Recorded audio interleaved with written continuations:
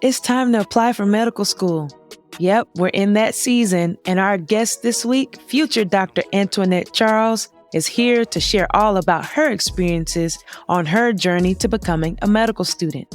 We hope you enjoy this episode where she talks about her undergraduate experiences, some of her study abroad opportunities, and her interest in public health as a current medical student at Duke University School of Medicine. We hope you enjoy as we jump right into this week's episode of the Black Med Connect podcast. Roll the music.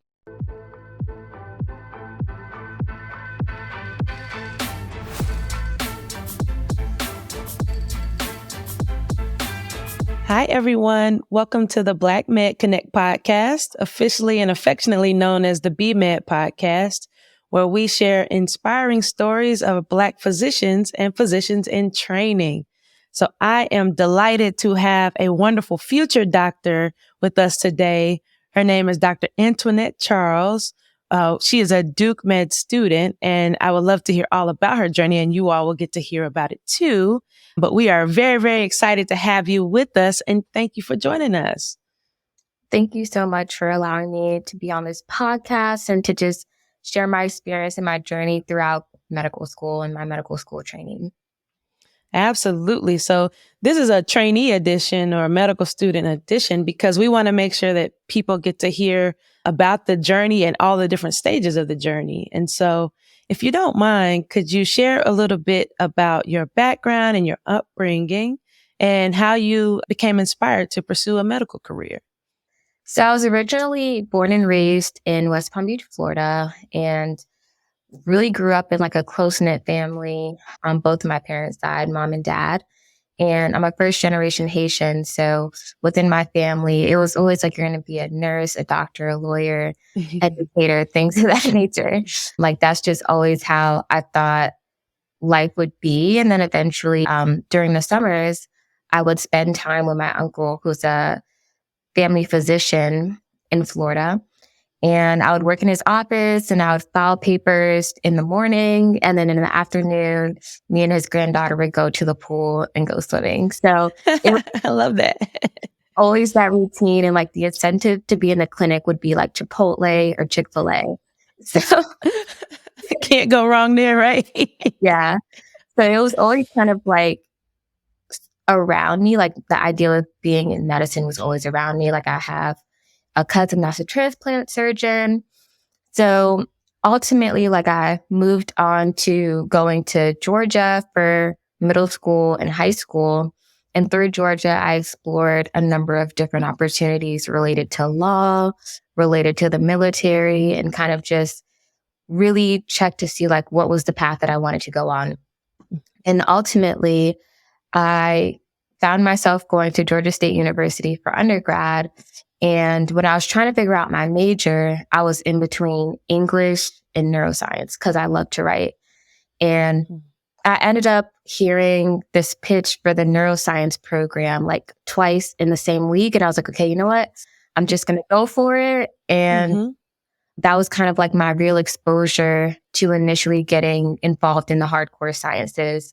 And I fell in love with my major. I absolutely loved everything about it.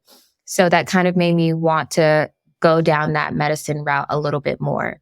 But the pivotal experience that really like allowed me to know like this was for me is when I went on a medical brigade trip with college students in my first year.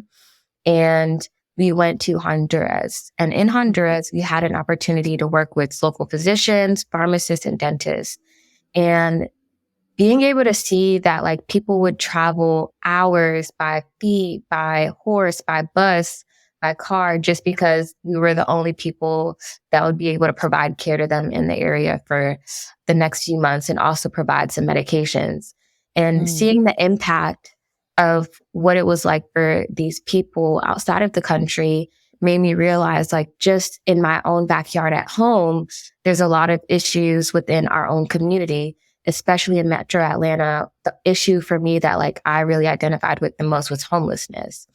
And that was kind of just like a nice soft introduction into like my public health interest as well.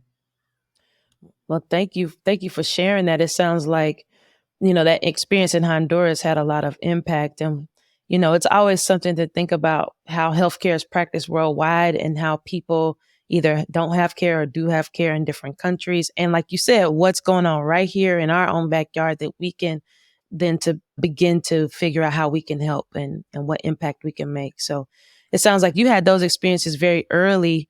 Just for our audience, I'm going to backtrack a little bit. Can you share a little bit about what types of classes you took during your neuroscience major and how you even came to be connected so you could go to Honduras, just in case we have some college students out there listening? So for the first question related to like classes, I would take, of course, like the normal pre-med classes, which is like organic chemistry, biochemistry, general biology, general physics, things of that nature. But something that was really interesting about neuroscience is that we could take like clinical neuroscience and learn more about psychology and neurology and getting to get a deeper dive into like dementia and Alzheimer's and Parkinson's disease. And that was just like something that was very eye-opening for me in terms of different career possibilities. So for a minute, I was really interested in psychiatry. And we also got to take like abnormal behavior courses, and we were able to like understand sex behavior as well through neuroscience. So something that just always inspired me is just that like I have a family member that has dissociative identity disorder, and being able to watch that person while growing up was kind of like very difficult because I didn't necessarily understand what was going on. And while I was pursuing neuroscience, that provided clarity on why things were happening.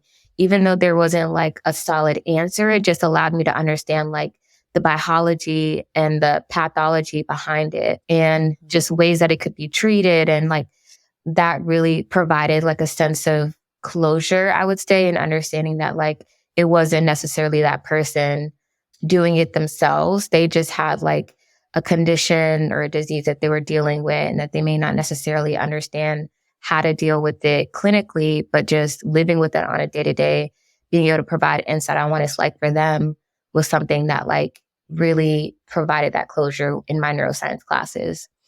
And in relation to Global Brigades, we actually founded that organization my freshman year. And Awesome. I found out about that organization through going to a biology honors society meeting. And through that meeting, I was hearing from like a junior and a senior who was graduating that year. And they wanted to found this organization. And I was like, yeah, like I love to travel and I really want to be able to see what it's like to do clinical care in places outside of the US. And I was just like all on board. I called my mom and I was like, I'm going to do this. And I didn't speak any Spanish, so I was kind of like nervous. It was like my first time going outside of the country without my family. So it was a really, really fun experience. And I highly recommend that if you don't have a chapter at your school, if you're an undergrad, to reach out to people at Global Brigades and they can connect you with your local advisor and they can be able to help you find an organization to partner with or develop your own organization chapter on your campus. I love that. I love that you were passionate and heard about something and took action to found the organization's chapter at your school. So it sounds like you're a natural leader, and that's what we need in medicine, right? We need people who are going to take action and be leaders and think outside the box and do unique things because we need it. We need it so much. So kudos to you as an undergrad. Are you interested in taking a deeper dive with Black Med Connect? Then join our Black Med Connector newsletter. Each week, you'll hear more about our guests and go behind the scenes to get a deeper dive into their careers. You will get the professional productivity word of the week, and you'll get to see and learn more about amazing physicians doing wonderful things in entrepreneurship and innovation.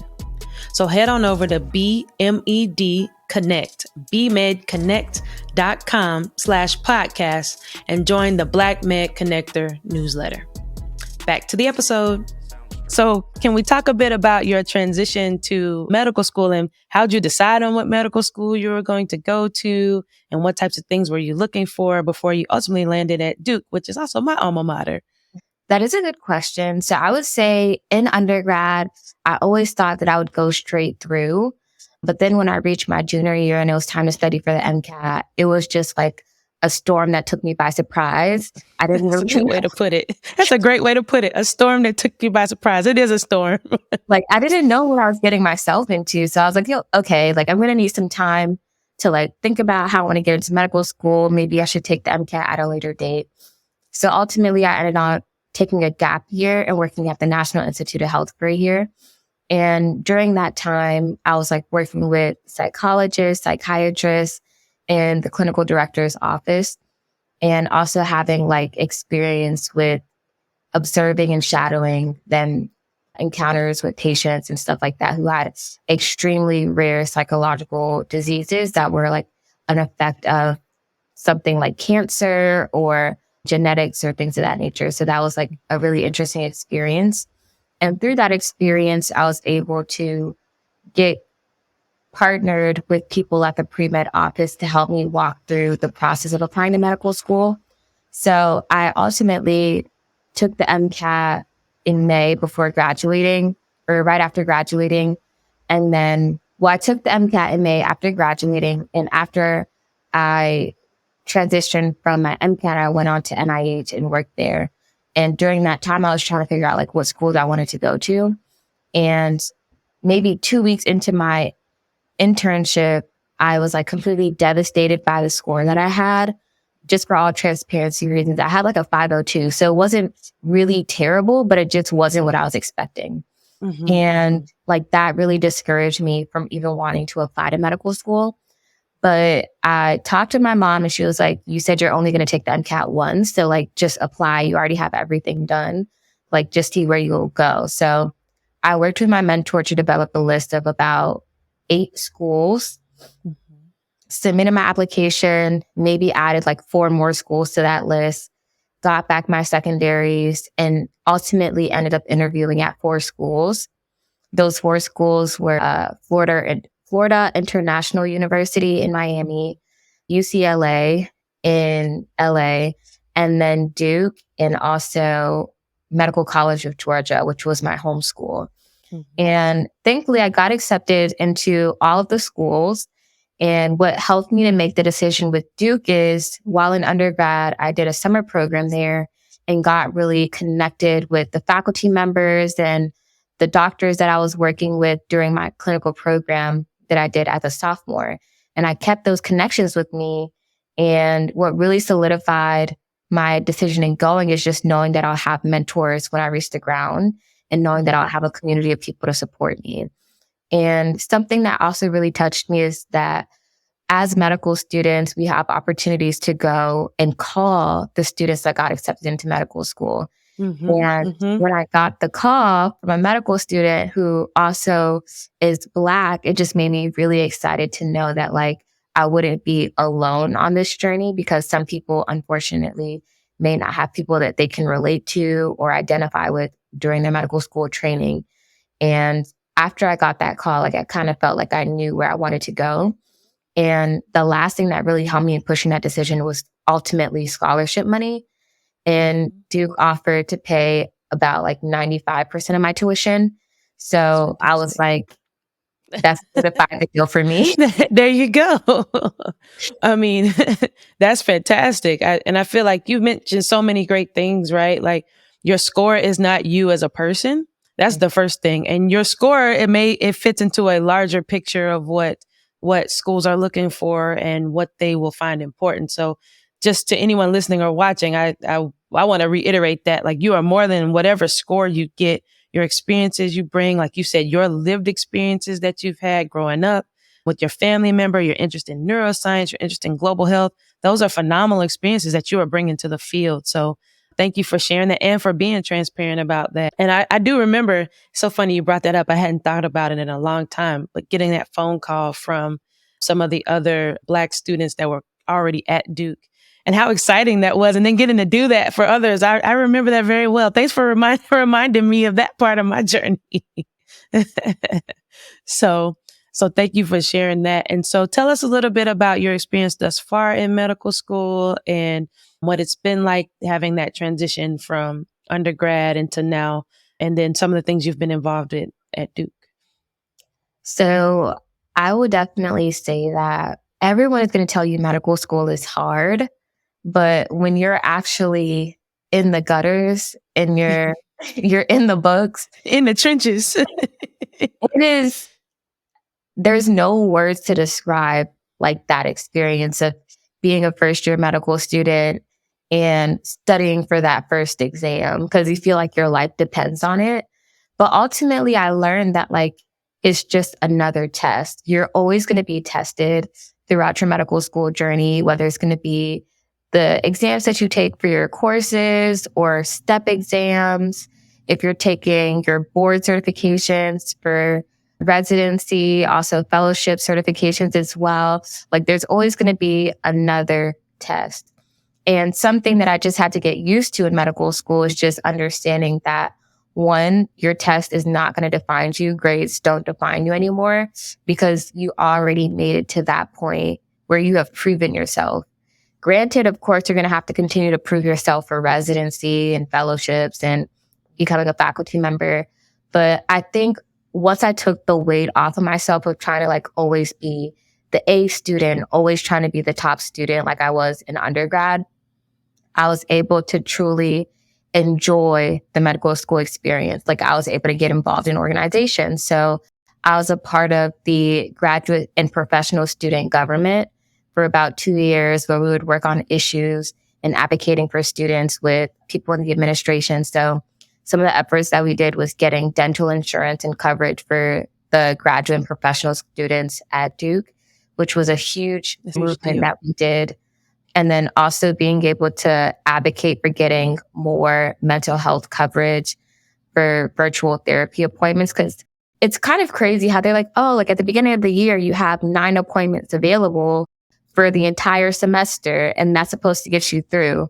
But some people may need a little bit more help. So we advocated to get that extended and get more credits for people to be able to go and see a therapist at their convenience whenever they can. And then something that I got involved with was the Student National Medical Association, also known as SNMA. And I was how do I describe it? I was the medical student representatives that worked with the sister organization MAP. So that's just kind of like a subunit under SNMA, but it's really focused towards undergraduate students. So I would host seminars for them. I would connect them with medical student mentors as well. And then in addition to that, we would also have opportunities for them to meet up in person and have events where they can just get connected with each other and network because they represented students from local organizations within North Carolina and the Triangle area, which is Raleigh, Durham, and Chapel Hill. So it was nice being able to like have a community of people who are also like-minded and on the same journey as them. And I also was able to, I applied for a master's program and ultimately ended up getting accepted to do an MPH or a Master's of Public Health at UNC Chapel Hill, Gillings School of Public Health, and ultimately ended up pursuing that track as well. So another thing about medical school that's really cool is that you don't necessarily have to give up your passions and the things that you're interested while being in medical school. So there's people who are doing art, there's people who are running musicals, and people running clinics as well. So you don't necessarily have to give up your passions while being a medical student. And then, of course, I do a lot of research. I would say like research is something that has been a very integral experience ever since undergrad and something that I genuinely enjoy. So I've been doing research as well and exploring different projects and teams as well. So the first year I worked on a project related to epilepsy training for providers in Uganda. And then in my second year, I developed a program for undergraduate students getting exposure to the field of neurosurgery, especially people who are underrepresented within the field, and allowed them to join on for a conference and meet with other neurosurgeons, students, and medical students as well. And then this year, I was able to get a grant and do research on developing a spine navigator program to help improve outcomes for people undergoing spine surgery. That's fantastic. It sounds like you've had like such a wide variety of very cool experiences so far. Do you have a favorite, not necessarily a favorite, but do you have a project that you see yourself continuing forward as you continue through your training? I would definitely say the Spine Navigator program is the project that I will definitely be carrying through. Like, I would say it's like my baby, honestly. I developed it from the ground up in partnership with another medical student. And what we found is that as a public health master's student, you're taught how to do interventions. In medicine, you're taught how to do interventions for a particular person, but sometimes we're not necessarily addressing the barriers to care that they may have. So for spine patients in particular, the reason why I wanted to pursue that population is because back pain, especially chronic back pain, is something that 80% of adults in the US will eventually have at one period in time. And there's a huge societal burden related to providing care for people, being able to give them Social Security benefits if they're on disability and things of that nature. So we wanted to work with that population just because of the barriers that it has associated in like the economy, society, and also just personally as well, with difficulty even being able to provide for their family or take care of themselves. We were just really interested in developing something that, one, we can identify like what are some of the issues that they may have on their journey of seeking care, and then two, providing those resources. Because another issue in research is that we identify problems all the time, but then to be able to identify solutions and to try them is another concept, which is something that is very integral in the public health education that I receive. So it allows me to collide and like integrate my passions and my interests of being a future orthopedic surgeon and also being a public health professional as well. I love that. I love that you've already kind of established and figured out so early that research is a lot of problem focused and trying to figure out the solution, but then moving from finding the solution to actually creating the intervention to actually making sure that patients are on board with the intervention, right? And can actually receive the intervention, and there's no barriers to getting the intervention. And so it's a whole spectrum that has to take place to get from the idea of a research question to solving the problem to getting it into the patient who really needs it. So thanks for already figuring out and starting to see the steps that are necessary to make that happen for such a chronic problem for so many people like you described. That's phenomenal work that you are doing and you and your colleagues are doing. We hope you enjoyed this week's episode with student Dr. Antoinette Charles from Duke University School of Medicine. We know you all are in the trenches applying for medical school right now. And if you have any questions for us, send us a DM on Instagram at Black Med Connect. Maybe we can help you out there. Also, we need you to share this episode and subscribe to our channel, the Black Med Connect podcast. If you enjoyed this week, you'll definitely enjoy part 2 of our episode with our fabulous medical student, future Dr. Antoinette Charles. She will jump in and share more about her interests in research and public health. And we can't forget the bolus round, where we'll hear some of her interesting answers to some of our questions. Until next time, always remember to dream without limits. Bye.